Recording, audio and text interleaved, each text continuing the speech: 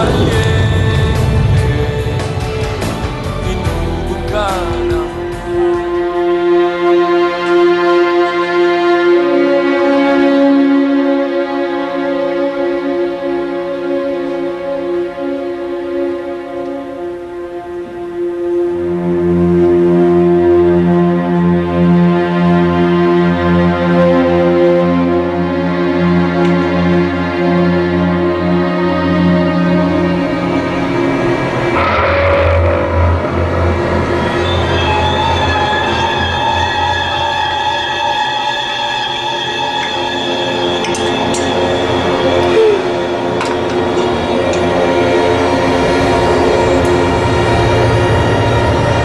Dexter. Dexter! I made you coffee, oh. Coffee in bed. Drink up muna. Sweet mo naman.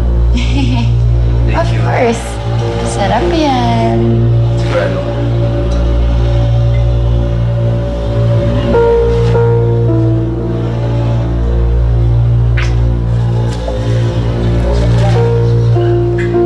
Sarap, no?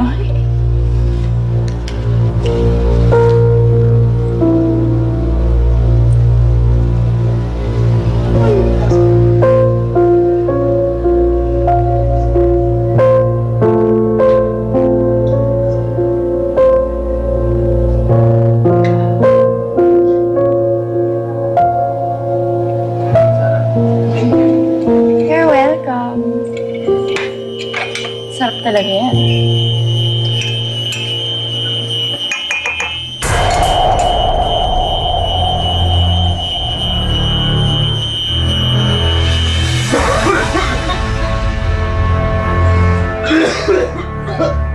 Nilagay mo dyan.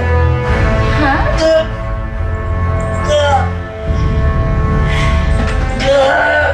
Ilason mo ako, Leona!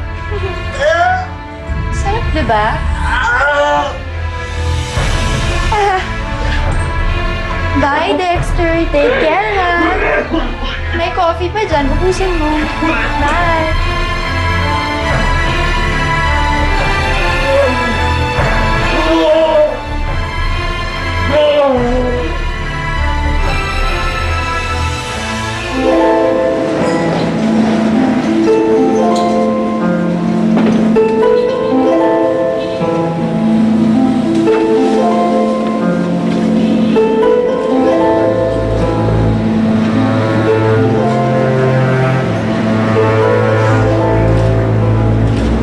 Pinuntahan ko ang mga bahay ng dati nating kasamahan. Pero wala na sila roon.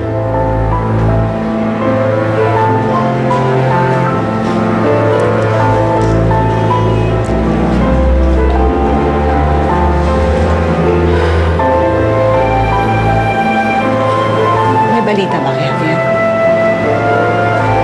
Wala.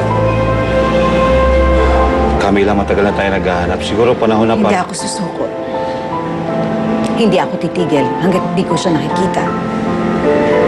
Buhay man o patay. Ang bata. Hindi ko may paliwanag. Pero nararamdaman ko, malapit lang siya. Nasa paligid ko lang siya.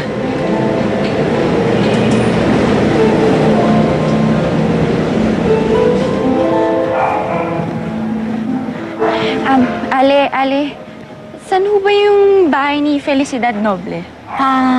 Yung bahay ba ni Vivian? Yung may nagpatayang mag-ama? Ay, oho. Ayan ang bahay ni Vivian. At yung mamang na nasa headline, ayun o. Ay, sige, salamat. Kuya Teo! Kuya Teo! Leona, Kuya, paano mo nalaman nandito ako? Bakit ka nandito? Kuya, pinuntahan kita sa City Jail kaso hindi na ata kita naabutan doon. Kuya, kailangan kitang makausap. Alam mo, mabuti nandito ka. Kailangan ko makausap si Mama eh. Alam mo ba kung nasan siya? Ayun nga, Kuya eh. May pinaplano naman si Mamang masama laban kay Nagardo. Kailangan natin siyang pigilan.